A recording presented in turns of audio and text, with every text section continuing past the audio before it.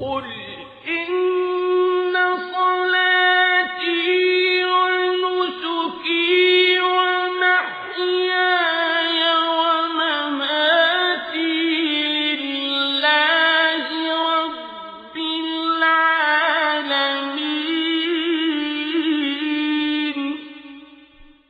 لا شريك له وبذلك أمرت وأنا أول المسلمين.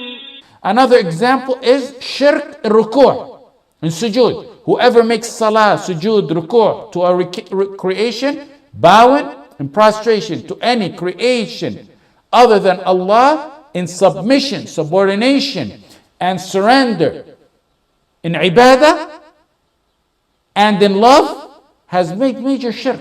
لا تسجدوا للشمس ولا للقمر واسجدوا لله الذي خلقهن إن كنتم إياه تعبدون. In Surah Fussilat, verse number, I think 37.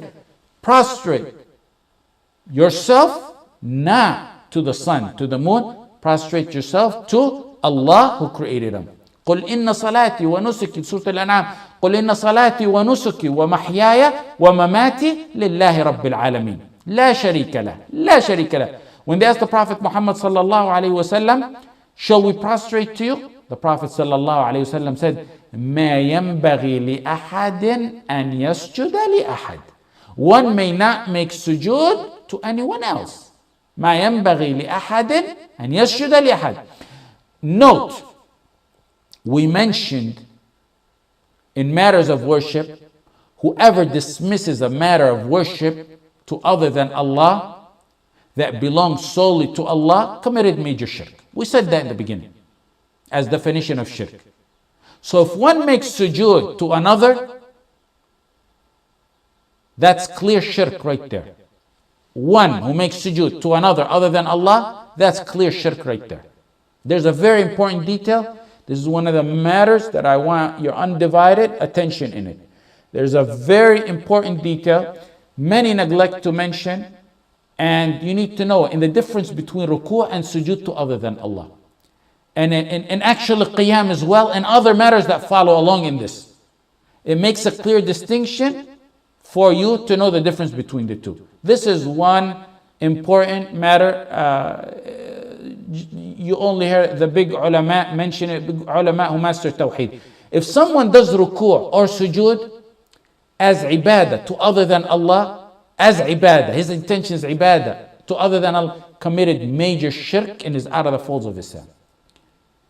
If someone does sujood to other than Allah, he committed, pay attention to my wording, if he did sujood to other than Allah, he committed major shirk automatically. If one does ruku' to other than Allah, it's slightly different. We said, shirk, major shirk is to do a ibadah to other than Allah, to dismiss it to other than Allah, that only belongs to Allah subhanahu wa ta'ala. Sujood is an independent ibadah. It's an independent worship outside salah. We have sujood al-tilawa. We have sujood al-shukr. So it's outside salah and independent ibadah.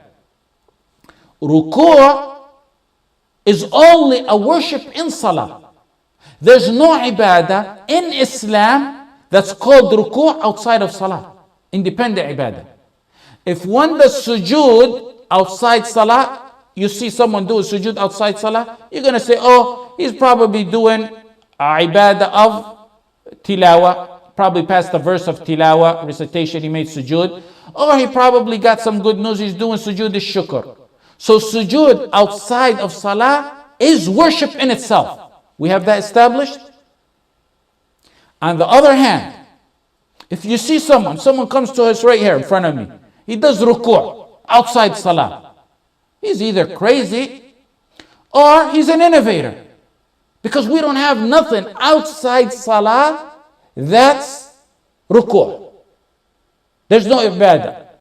The conclusion is whoever makes ruku' for someone other than Allah, he's not considering it ibadah, then you can't classify him as a mushrik, because it's not an independent ibadah in itself, as long as he doesn't do sujood, because sujood is a ibadah.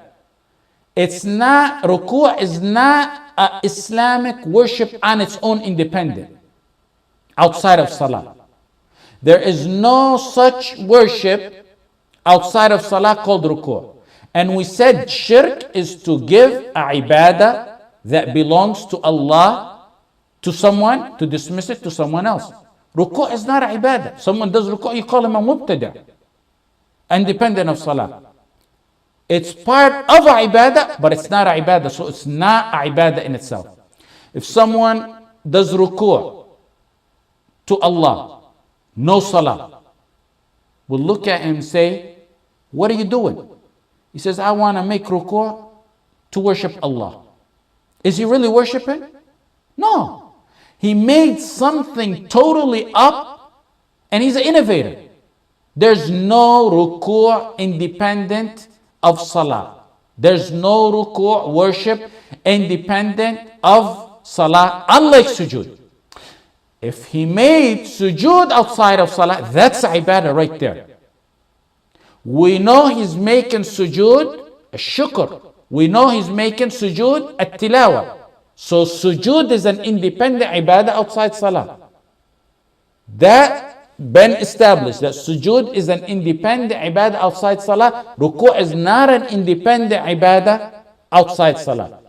If one makes sujood to other than Allah, he gave an independent ibadah. He gave a ibadah. We'll call it now for clarification. He gave an independent ibadah. He gave a ibadah. He dismissed it to other than Allah. Then that's major shirk. But if he made ruku' without considering it ibadah, it's not shirk, because ruku' is not ibadah independently. Ruku' is like standing. Same thing applies to standing in salah. Standing is a ibadah in salah. It's a worship in salah. Is standing a worship, independent worship outside salah? No. Can I stand here for 10 minutes and you tell me what are you doing? And not initiate salah, but just stand here, any one of us, and stand for 10 minutes as a ibadah, for the sake of Allah. There's no such thing. That's an innovation. Just like ruku' independently. If people stand for a king or a leader, that's not ibadah, because standing alone is not ibadah. If they intended to be ibadah to a king or to that's a different story then. That's become shirk. Unlike sujood, for example. There's no independent worship of standing for Allah outside of salah. It's not a ibadah. If someone just stands, we say, what are you doing? Are you crazy or are you innovating?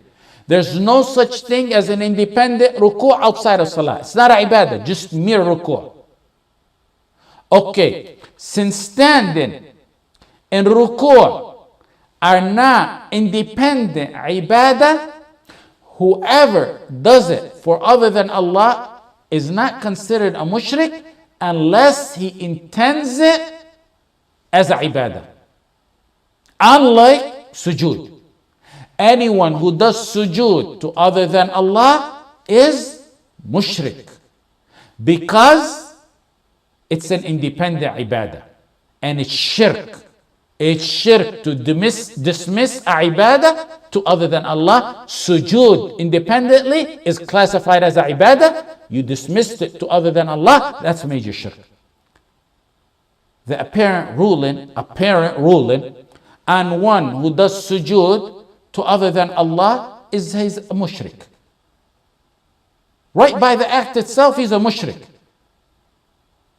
One who bows to a statue, to a king, to a president, sujood, he's a mushrik. The ruling stays on him unless he's excused out of it. The ruling of shirk stays on him unless he gets exempted out of it. For example, he said, I made sujood because I seen that brick over there. I thought that was a sutra. That was the only sutra. Turns out it's a huge statue. Then the shirk is lifted. it was a big, for example, statue, and he's seen the bottom of it, he didn't see a big statue, then the label, the classification of shirk is lifted.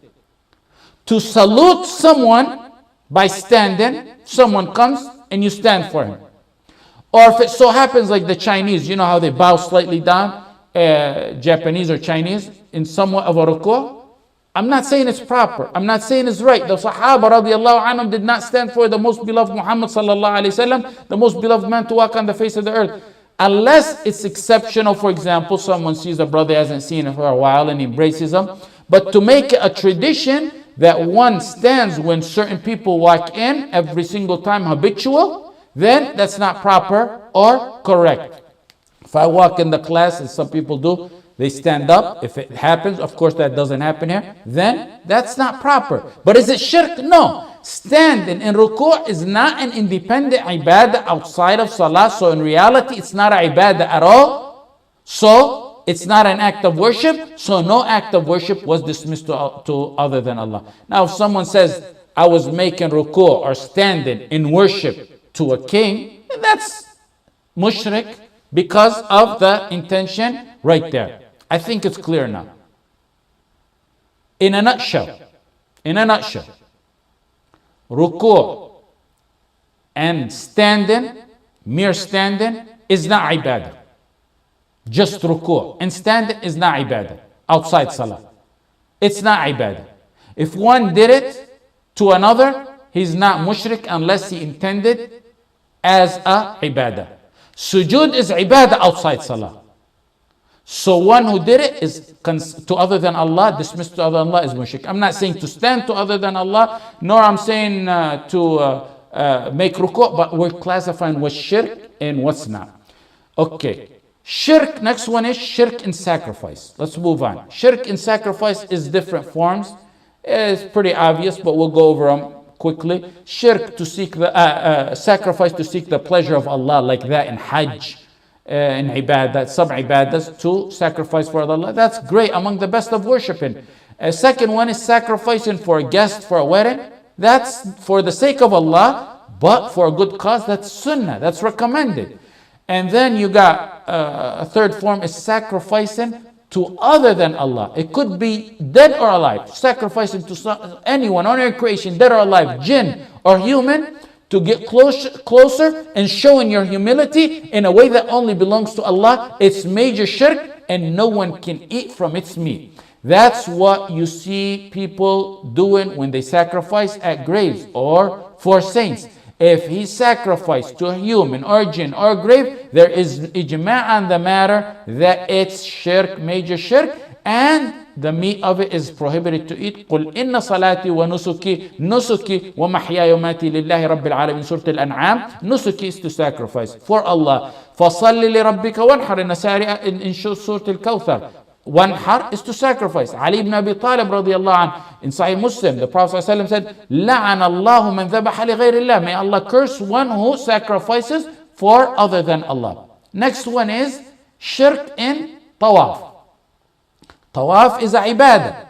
You cannot give it to other than Allah. By ijma', tawaf, walking around the Kaaba. Whoever does it for other than Allah has fell in major shirk. Don't say it's not uncommon. We go through these things. I know some of you are different level. The class, as you know, some of it is high level, high level, and some of it is basic things. If one walks around the Kaaba for other than Allah, that's shirk, major shirk. If one walks around a grave of a saint in worship, that's major shirk. If one walks around the grave of saints as they do in some countries, that's major shirk right there. I recall one time we went to Egypt when I was younger, in my early teens. We went to a masjid to offer salah. Turned out that masjid had a grave, so we ended up walking out. On our way walking, my father usually has, alhamdulillah, is very calm, rarely ever gets mad or angry. May Allah grant him a long life full of deeds. I didn't notice it, but there were people walking around that grave, as they do around the Kaaba. So my father actually got very upset and began to grab them by their hands and tell them, this is major shirk what you're doing. Tawaf is an independent ibadah. And it could be only done for Allah. Okay. Among the other types of shirk or examples of shirk is shirk in, you have in your outline, shirk in tawakkul. Shirk in tawakkul. وَعَلَى اللَّهِ فَتَوَكَّلُوا إِن كُنتُم مُؤْمِنِينَ. Surah Al-Ma'idah. You put your trust and reliance in Allah if you are truly or indeed believers. This is proof that dependent on Allah is ibadah. That tawakkul is ibadah. And once again, ibadah, you must give it completely for the sake of Allah. Otherwise, it becomes shirk. Once it's dismissed or a portion of it is dismissed to other than Allah, it becomes shirk. إنما المؤمنون الذين إذا ذكر الله وجلت قلوبهم وإذا تليت عليهم آياته زادتهم إيمانا وعلى ربهم يتوكلون. In Surah Al-Anfal, the beginning of Surah Al-Anfal, the believers are all those who, when Allah is mentioned, they feel fear in their hearts. And when the verses, وَإِذَا تُلِيَتْ عَلَيْهِمْ آيَاتُهُ, when the verses are recited, it boosts their iman. زادتهم إيمانا وَعَلَى رَبِّهِمْ يَتَوَكَّلُونَ, and they put their trust and reliance and dependency on their Lord Allah. Tawakkul is two types. Dependent or reliance on other than Allah in matters only Allah can do. Like those who depend on someone dead in achieving their needs for victory, for health, for provision, for intercession. That matters which only Allah can do. That's clear shirk right there. The second type is apparent reliance. Apparent reliance. Reliance in normal matters that one has the ability to do. Reliance on someone to pick you up from work. Asking someone to save you from harm which is in their physical control to do. That's not major shirk.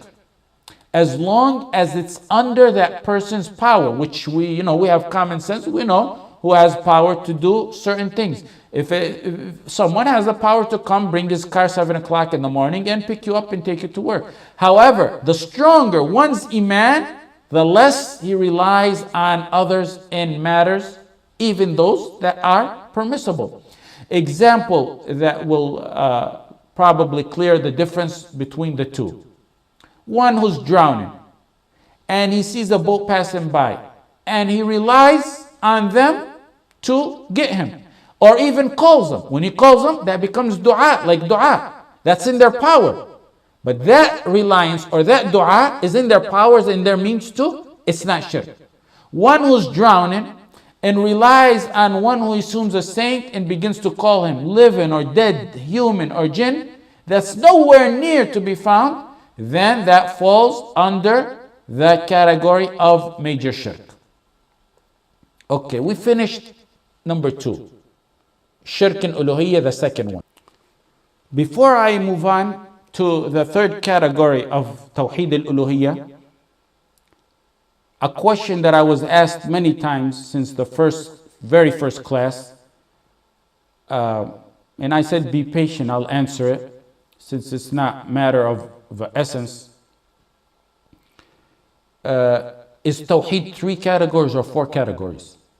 I said in the first class, for example, which sparked the question, you can find all 3 types of Tawheed in Bismillah, and I broke down how you can do that.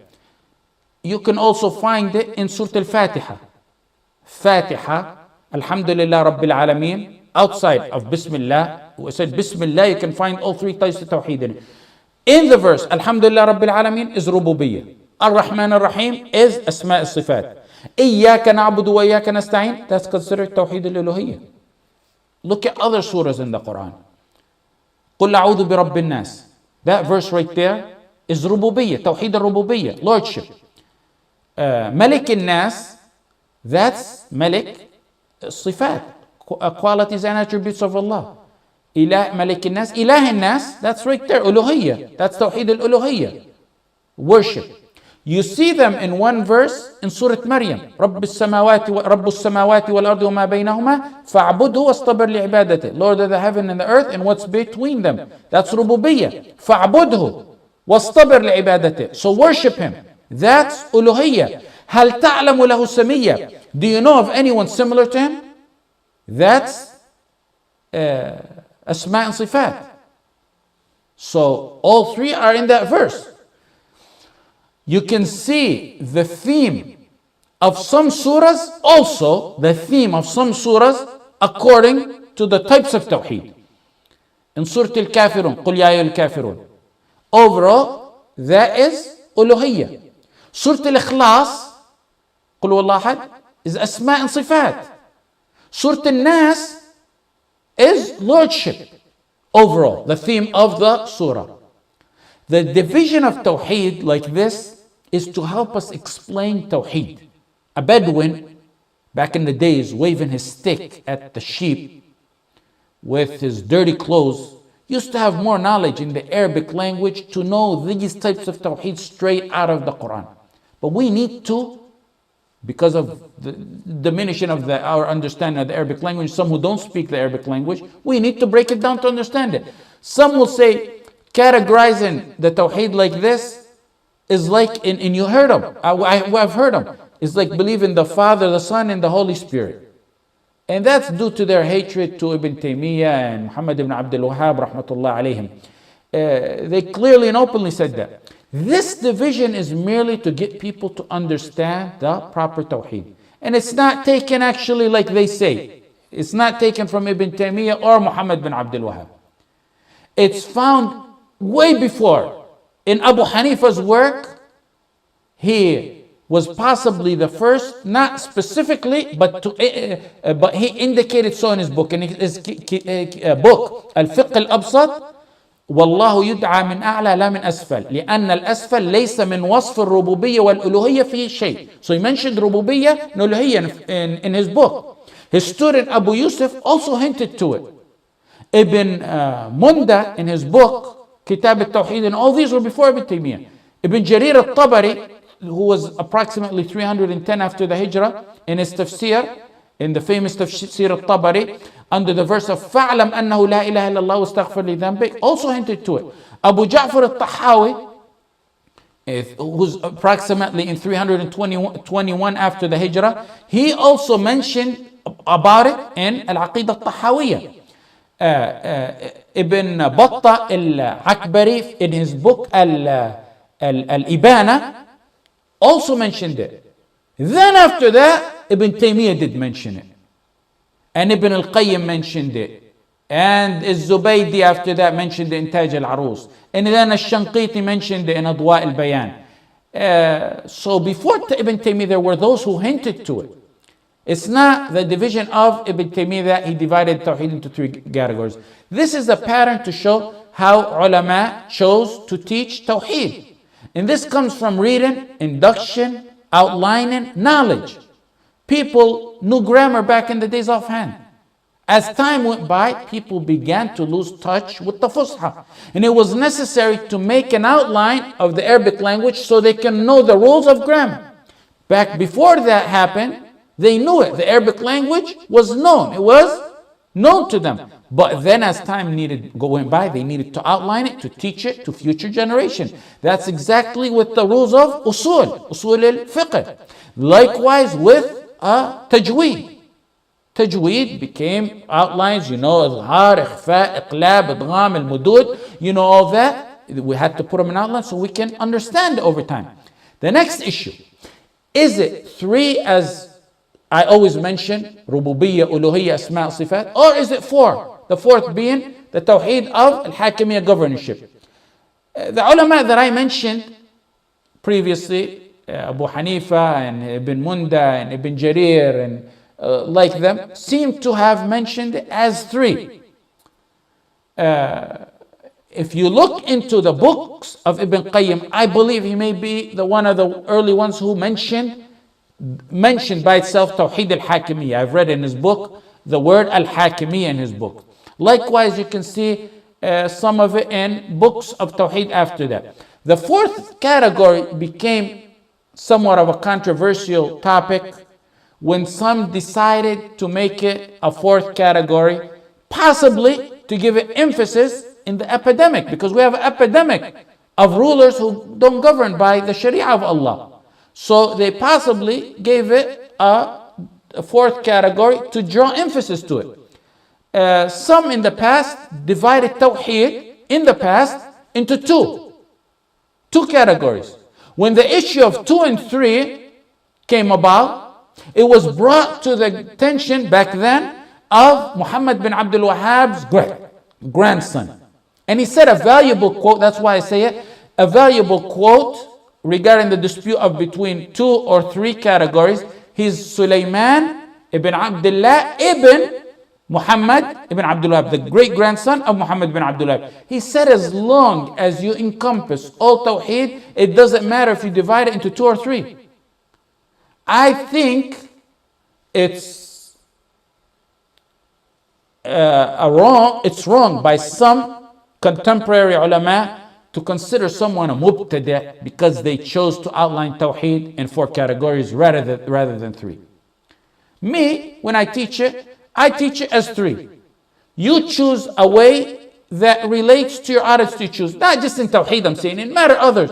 I choose a style to relate to my audience. Other people choose a style to relate to their audience so they can understand it. You don't consider them a mubtada for that.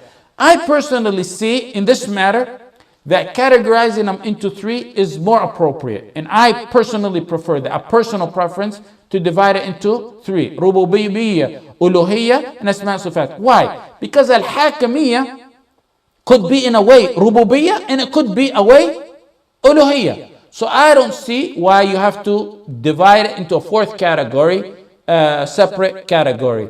If you wanna, let me go before I say that. If you mean Allah is the governor of this world, of the universe, that portion falls under, of Hakimiyyah, falls under Ar-Rububiyyah. If you mean what I'm going to talk about next, the next category of Tawheed Shirk al-Uluhiyyah, if you mean submitting to the rule of Allah, meaning that one must accept the Sharia of Allah, that one must implement it and accept the only legislation, the rule of Allah subhanahu wa ta'ala, then that falls under Uluhiyyah. So it has a Rububiyyah aspect to it and it has an Uluhiyyah aspect to it. This is very similar to the rules of La ilaha illallah. Some said it's 7 and then some said again it's 8. Even though Kufr and Taghut is included in the 7, some separated it into a separate category to give it more importance. Back in the days when the Murji'ah were popping up and spreading, this happened in the old days. Salaf used to say, Iman is action, saying, and belief. Action, both in the tongue and the physical action, and then the saying and the belief. When the Murji'ah came about, the Salaf began to say Iman is action of the pillars, and saying and belief. So they added amalun bir arkan. They added the word pillars because now they're facing the Murji'ah, whereas before they did not need it to clear an issue and to draw the distinction between us and the Murji'ah. Some felt the need to make it a 4th category, like I said, because of the epidemic of lack of ruling. No one can doubt that. No one with his right mind can do that. Lack of ruling by Sharia today. I like to stick to 3. And if you want to put emphasis to it, then you can do it within the context of the 3. Back in Muhammad bin Abdul Wahhab rahimahullah's days, it was an epidemic. There was grave worshippers and building over grave and worshiping and sacrificing for graves. Today the epidemic is the lack of ruling in the Sharia of Allah. We can emphasize it, but under one of the 3. If someone chooses to do it as a 4th, which is not the way I teach it, then it's not a mubtada'. It's a different style of teaching. Now, having said that, we can move on to the 3rd type of Tawheed al-Uluhiyyah. And that's Shirk in Ta'a or Shirk in governorship. And Shirk here also means اتخذوا أحبارهم ورهبانهم أربابا من دون الله والمسيح ابن مريم وما أمروا إلا ليعبدوا إلها واحدا. To obey to other than Allah like you obey Allah. They took their rabbis, their monks, to be their lords besides Allah. They took their rabbis to be lords besides Allah. Once, while the Prophet ﷺ was reading this verse, Adi ibn Hatim said, O Prophet of Allah, they don't worship the rabbis and monks. They don't, because he came from a background from them. The Prophet ﷺ said, yes, they do. They worship the rabbis and the monks. The rabbis and the monks make legal things that Allah made illegal. And illegal things that Allah made illegal, they make them legal. And the Jews and Christians follow them. And by following them, they really worship them. That's worship. So listening to them in the haram and halal became a matter of worship. Ibn Taymiyyah in the 7th volume talks a lot about this. He said, they listened to their monks in telling them what is halal and what is haram, knowing that they changed the deen of Allah, yet they still followed them. That is shirk, even if they don't make salah or sujood to them. Listening to them in the haram and the halal, knowing that they're making a new legislation, that's shirk, even if they don't make sujood and salah to them. I'll revise Ibn Taymiyyah's statements somewhat. Whoever derives his legislation, his halal and haram, from the rules of democracy or other man-made rules or ideology, knowing they change the deen of Allah and has in reality worshipped democracy or those man-made rules or whatever they may be or laws, and he followed them, he committed shirk, even if he doesn't make sujood and salah to democracy or to those man-made laws.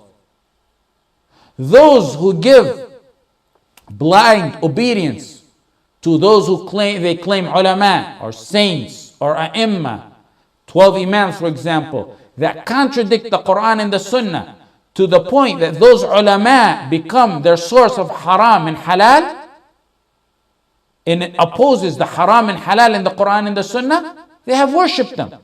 This is part of Ibn Taymiyyah's statement or summary of some of the stuff that Ibn Taymiyyah said. Philosophers and some modernists, for example, who reject the Quran and the Sunnah for their mind or their rationale, given their mind and rationale precedent over the Quran and the Sunnah, and judging the Quran and the Sunnah according to what their mind tells them, and they call those who adhere to the Quran and the Sunnah as people of bid'ah or kufr, have worshipped their minds and their rationale instead of Allah, even if they don't bow and prostrate for their minds and their rationale. And let's take some more practical examples of shirk and governorship. One who thinks the rule of other than Allah is better or like the rule of Allah is a mushrik, shirk akbar, because he's disbelieving in the clear verses. أَفَحُكْمَ الْجَاهِلِيَّةِ يَبْغُونَ وَمَنْ أَحْسَنُ مِنَ اللَّهِ حُكْمًا لِقَوْمٍ يُوقِنُونَ in Surah Al-Ma'idah. Do they seek the judgment of other than Allah? Do they seek the judgment of those who are the judgment of the days of ignorance? حكم الجاهلية. Another verse, أليس الله بأحكم الحاكمين? Is not Allah the best of all judges? These are rhetorical questions. They don't need an answer. It's a statement. Another form is to merely think it's permissible to rule by other than Allah in that which other than Allah revealed. That's shirk akbar. Why? Because it's against what's in the verses, and it's in the hadith and ijma', prohibiting judging by other than what Allah has ordered. A third scenario is to legislate laws or a sharia different than what's in the Quran and the Sunnah, believe in this law is permissible to judge by, or believe in this law is better or equal to the laws of Allah. Shirk akbar. Legislated other and contrary to what Allah has ordered. A fourth example, another example. Willingly obeying or accepting whoever governs by other than the rule of Allah, acceptance by giving them precedent over the Quran and the Sunnah, by showing discontentment to the laws of Allah, by thinking it's okay to be governed by the other than Allah. but other than the rules of Allah, by believing this rule or law is better than the rule of Allah or like it, وَمَنْ لَمْ يَحْكُمْ بِمَا أَنزَلَ اللَّهُ فَأُولَٰئِكَ هُمُ الْكَافِرُونَ in Surah Al-Ma'idah. ذلك بأنهم كرهوا ما أنزل الله ذلك بأنهم كرهوا ما أنزل الله فأحبط أعمالهم in Surah Muhammad. One quick note on this, and I can give a very long talk on this, but I want to try to summarize it. Some who read a few, it always happens from the two Imams in particular, and they like to read few quotes and then declare people mushrikeen and kuffar left and right. This is an issue that really I plan inshallah ta'ala to write a book on. But I'll summarize it real quick. And it stems out of the matter about those mainly those who are in the West. Someone who tries, for example, to retrieve a lost wealth, devastatingly lost wealth, or kids through a legal custody. If one's heart is full of belief, in Allah, and he goes to retrieve that right, that causes him extreme, severe hardship, if it's a major catastrophic loss, or if one loses, for example, kids who are going to grow up to be non-Muslims, if it's an extreme, devastating loss, and his purpose is only to retain a right taken from him, you don't call him a mushrik if he goes to a court in the West. The Prophet ﷺ, if he has kufr in Tawheed, in belief in Allah, and he's just going to retrieve a right, the Prophet ﷺ, he witnessed the covenant of al-Mutayyibin. It was a covenant that the Prophet ﷺ praised. And the word in itself is taken from the word tayyib, good, a name given to those who conducted that treaty. He said, شهدت مع عمومتي حلف المطيبين فما أحب أن أنكثه ولو أن لي حمر النعم. So the Prophet ﷺ praised that covenant that was done prior to his messagehood, and he attended it. He praised it after, and it was attended by Banu Hisham and Banu Zahra and Ibn Jad'an, and it was in the house of Ibn Jad'an. And the Prophet sallallahu alaihi wasallam, that covenant was to retrieve the rights of those who were oppressed or wronged, and to give them their rights back. That treaty made and entailed law where people are judged by and would have to accept the decision when settling the disputes of those who are oppressed. No one can say the Prophet ﷺ, when he said that statement and praised those, that he approved the laws of Tawheed because he attended it in his Jahiliyyah or praised it after Islam. A treaty by the leaders, the heads of Kufr, entailed judgment in courts to it to settle disputes for those who were oppressed. When the Sahaba were brought before An-Najashi, it was like a court. You can't say they were forced because they could have chose to go back to Mecca. More so, more clear than that, more proof on that is the story of Al-Hajjaj ibn Allat al-Silmi, the Sahabi, who was a very rich merchant. After the Battle of Khaybar, look how late, after the Battle of Khaybar, he went and asked the Prophet ﷺ permission to go back to Mecca, live there for a while. He needed a term to live there, be kind to Quraysh, to retrieve his wealth. You gotta go talk to the leaders of Quraysh, and give me back my money, and be sweet, talk them to get his money back. And he even told the Prophet ﷺ, it may be that he has to speak ill about the Prophet ﷺ, and the Prophet ﷺ allowed him to go.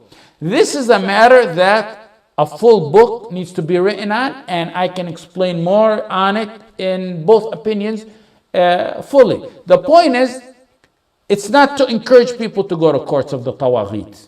We're not talking about that. This is exceptional circumstance of one whose heart is full of Iman, full of Tawheed, despises the Tawagheed, yet has a right taken away that causes him extreme, devastating hardship and cannot get it but through those courts. Each situation of what constitutes a hardship is judged individually. Can't generalize what constitutes a darura and extreme hardship. A major catastrophe, not just something minor. If it's something he can handle, even if it's a major catastrophe, without going into the courts of Tawheed, don't go. Don't go. Seek recompensation from Allah. وَمَنْ يَتَّقِ اللَّهَ يَجْعَلْ لَهُ مَخْرَجًا. But if one cannot handle the situation and it's extreme hardship and there's no other way to retrieve his right, and he goes to retrieve that right fully accepting the laws, his heart is full in the law, accepting the laws of Allah, despising the Tawheed, then you don't call, this is my point, you don't call him a mushrik, kafir. A group of brothers several months ago wanted me to speak to one of their peer who was running around calling his other brother a mushrik kafir because he fought a custody battle to get his daughter from the hands of someone who was going to take a woman, who was going to take him and raise his daughter, a mushrika kafira. And he's calling the brother who fought to get that daughter in court a mushrik kafir for going to that court. His proof are quotes taken out of context from some of the ulama, some of our prominent ulama, like Ibn Taymiyyah and Muhammad bin Abdul Wahab. And he began to repeat the quotes over and over. Kufr and taghut. You know, some people believe it's like a shell they know about. Kufr and taghut. But what's in it, they don't know what's in it. I finally asked him at the end, I said, who the ulama you look up to? He said, well, you're number one. And then he said, Shaykh Ali al-Khudair, number two. Love his fatawa, you know, his fatawa and takfir are very full of proof. He knows what he's talking about, Shaykh Ali al-Khudair. I said, put me aside. Go read what Shaykh Ali al-Khudair wrote about this issue. He mentioned it in one of his books, and he wrote it. And I directed him to go there, to where Shaykh Ali al-Khudair mentioned, may Allah hasten his release, him and his brothers and all our brothers and sisters in prison. So I directed him to go read it. Generally speaking, in all matters, if one didn't study the works of Ibn Taymiyyah fully and Muhammad ibn Abdul Wahab fully and thoroughly, and doesn't know their style of writing, don't sit there and take quotes out of context and call people kuffar and mushrikeen, making takfir left and right. Especially Ibn Taymiyyah. If you don't fully study his work and read his complete fatwa, if you don't read it, don't think you're at a status of taking snippets and quoting. And I don't care how high one thinks he is. In many issues, for those who don't know Ibn Taymiyyah's works, he has matters that appear to be contradictory. Even in the simple matter, the recent one, the half of Sha'ban. He has matters that appear to one who doesn't know his work to be contradictory. You see one who has never opened a volume of Fatawa Ibn Taymiyyah, he never, of course, read it cover to cover, let alone studied it. In fact, he doesn't know the language of the Fatawa to read it, takes out of the Fatawa snippets and second and third hand translations and issues takfir and shirk. That's why elucidations like this, what we do, and explanations of the books of Ibn Taymiyyah, Ibn Muhammad bin Abdul, there's books written on the style, wallahi, on the style of, not on elucidation, there's books written on the style of Muhammad bin Abdul Wahhab's works. A style of writing, on his style of writing. That's why I said there are those who devoted years and years to the study of giants like this, to show them what they mean, to show what the words mean, what appears to be contradictory in one fatwa to another fatwa, and how to combine between the two, and what the circumstances was. Place the quotes of ulama to situations where they belong, where they intended them to belong, not where you feel they belong.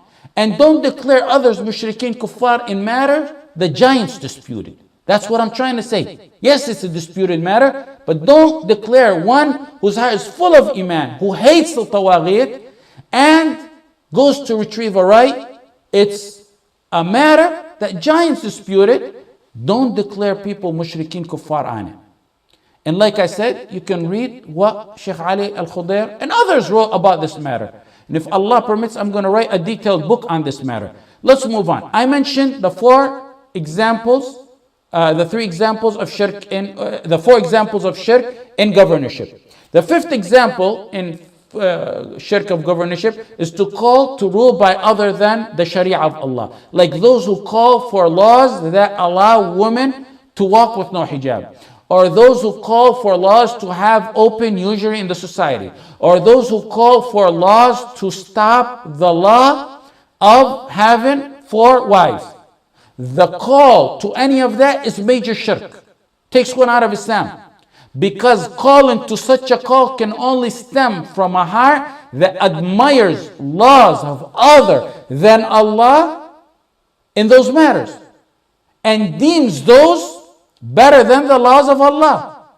The call to it merely implies that clearly and openly, and it implies hatred to the laws of Allah. That's major shirk.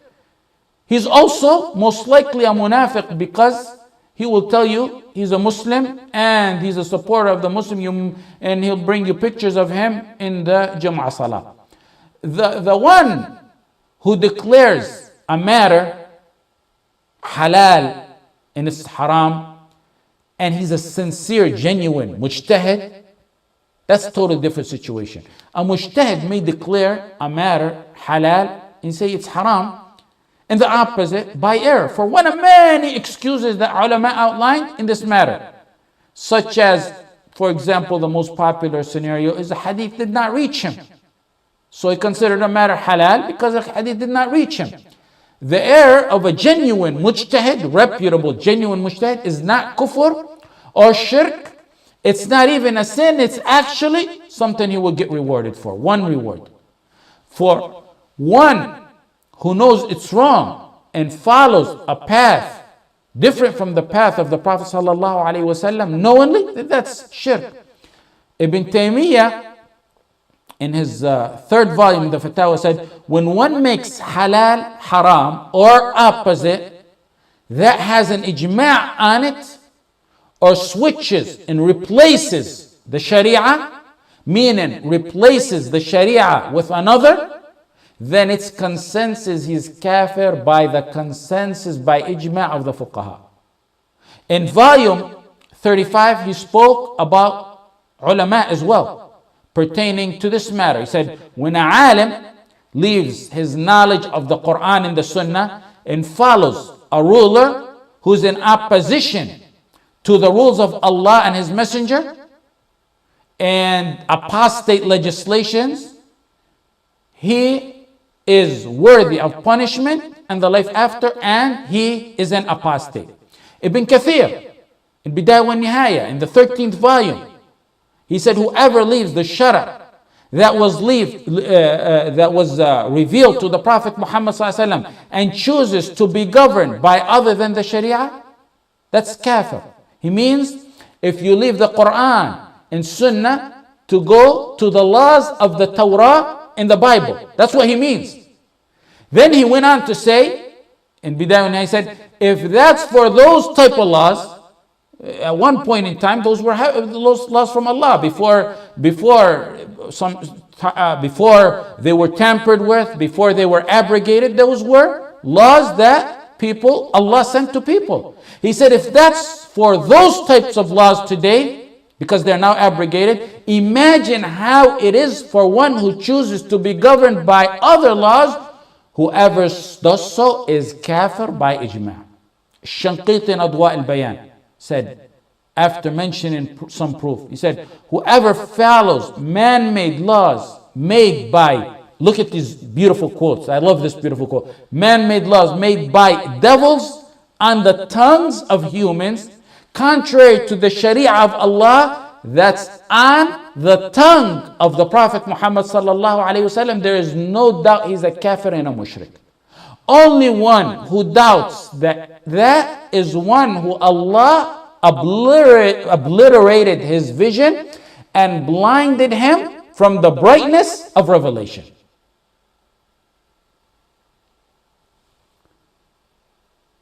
In the verse,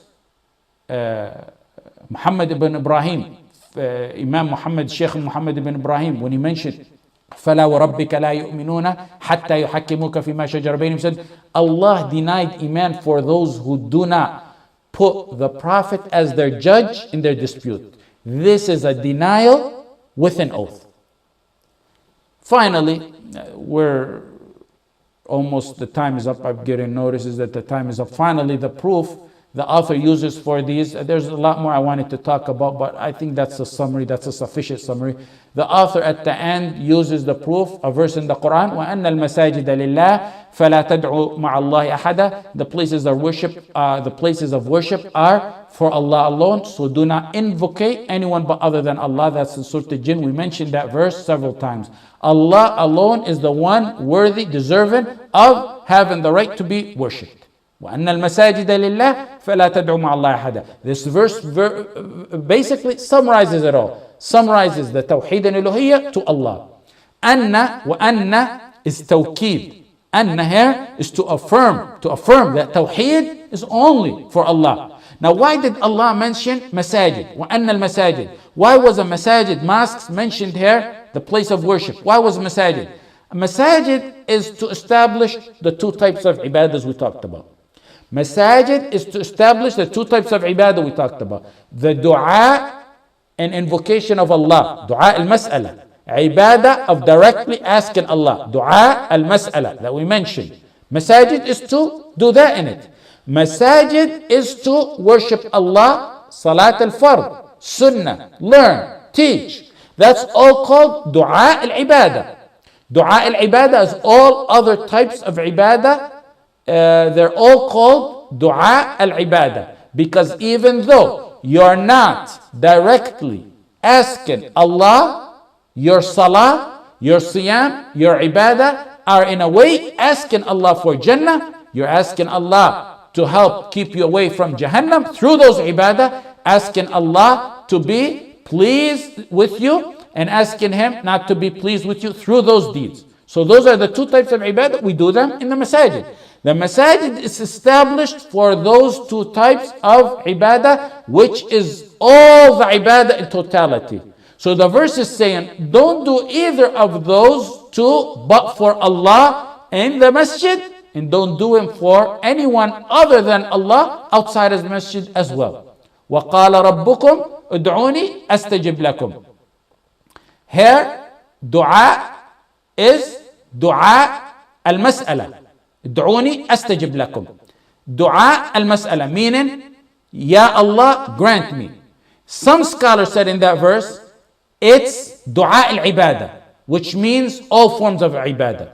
Just trying to explain dua al-ibadah, dua al-talab, dua al-mas'ala.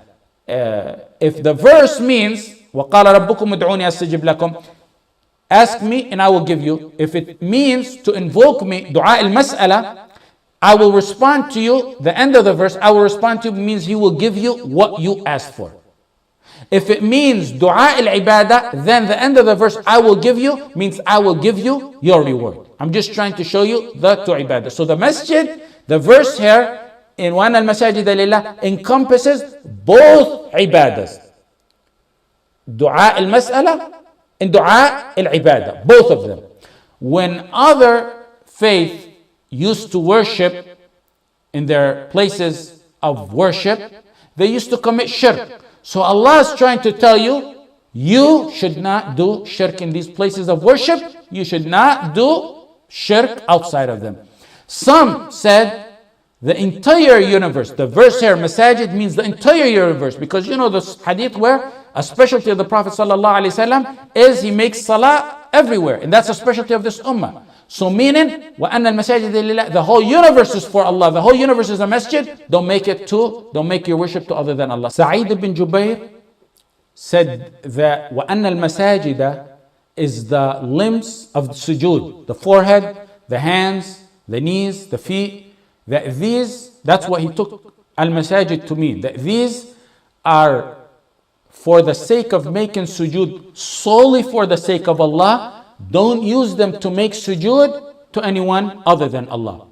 Whatever meaning you take or choose, it clearly means, the verse clearly means in the bottom, one in the final point, one thing: to establish pure Tawheed in your ibadah for the sake of Allah. With this, we'll inshallah conclude, getting notification that the time is up. May Allah grant us beneficial knowledge, and may Allah make the knowledge that we learned in this and in previous classes beneficial knowledge. I ask Allah subhanahu wa ta'ala to reward you for attending and being so eager in pursuing the classes. And I have to mention specifically, I have a very, very special place in my heart for our talabat al-ilm who follow the classes online. As'alullah subhanahu wa ta'ala an yajziyahum khayra. May Allah subhanahu wa ta'ala make the time you took in learning and applying this Tawheed be the heaviest deed on your scale in the akhirah. Just as we met for the sake of Allah and His sake only, there is many I know who I'll possibly never meet in this world, people who are so thirsty for pure Tawheed, and one can only love them for the sake of Allah subhanahu wa ta'ala because of their pursuit of knowledge in this day and age and in the circumstances that the ummah is going through. So I ask Allah subhanahu wa ta'ala to reunite us under the throne of Allah on the judgment day, and then in our lofty palaces in the Jannah. We got no materialistic gain out of this, but we did strike a business deal with Allah, a sure trade gain that will never perish. يرجون تجارة لن تبور ليوفيهم أجورهم ويزيدهم من فضله. I ask Allah that we be called on as the learners of Tawheed together in groups, zumara, وَسِيقَ الَّذِينَ اتَّقَوْا رَبَّهُمْ إِلَى الْجَنَّةِ zumara, because you get called in groups to enter Jannah. People enter groups, and I ask Allah that we enter in a group of those who got together for His sake to learn Tawheed, implementing the pure Tawheed as strangers in this ummah. Finally, this will be the last class until after Ramadan, inshallah, to allow everyone to prepare for Ramadan and give Ramadan their all in their worship. If Allah wills, we will resume right after Ramadan, inshallah ta'ala. I ask Allah that you reach Ramadan and that you pass it with success, and you be among those whose necks are freed from Jahannam. Wallahu a'lam. وصلى الله على سيدنا محمد وعلى آله وصحبه وسلم.